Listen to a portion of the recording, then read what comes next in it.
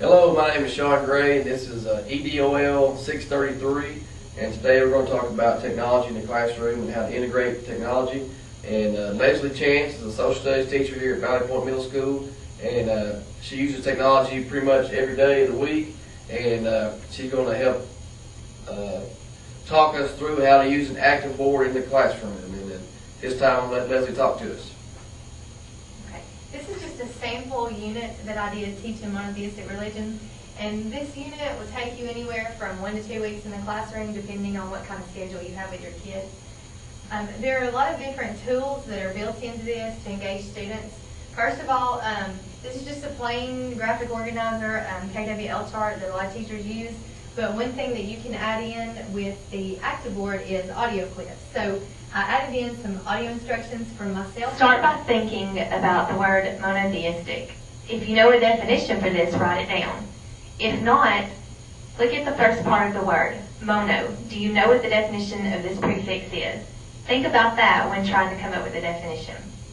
And this is just another tool to gain the student's attention. And then there are some prompts under the what would you want to learn and what did you learn also. This is another example of using an audio clip. I'm not going to play it, but it's just a chart showing the world's most practiced religions. And then there's a little discussion starter for us to kind of talk about maybe why these religions have as many followers as they do. It's just a little intro activity before we start talking about them.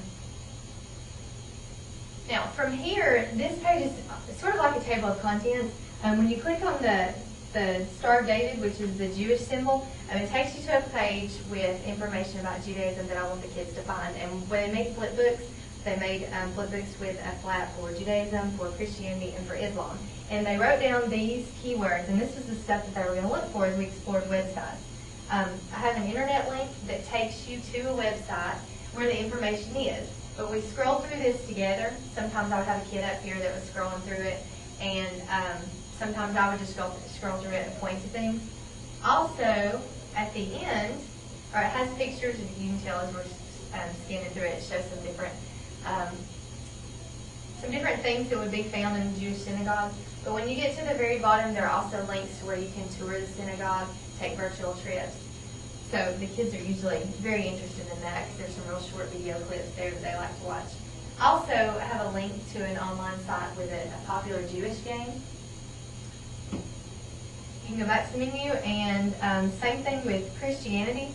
You can click on the cross, and it'll take you to the website about that. And then also, if you click on the dove, you can play a game related to Christianity. All right, Islam, same thing. I use the same Homework Helper website for each of these and just linked it to the symbol. And then on this one, it has something a little bit different, which is a Muslim millionaire game. It's just like Who Wants to Be a Millionaire?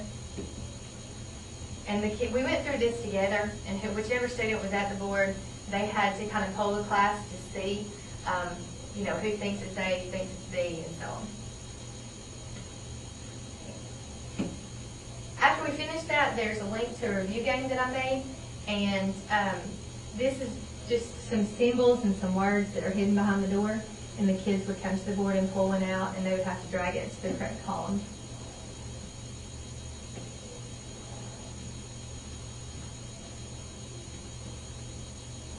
And then at the very end is a quiz. The way that we can use the board to take quizzes that allows the kids to use technology is we have these activants, and I'll show you a question. For example, what does monotheistic mean? And when I click the voting, the kids can put in their answer.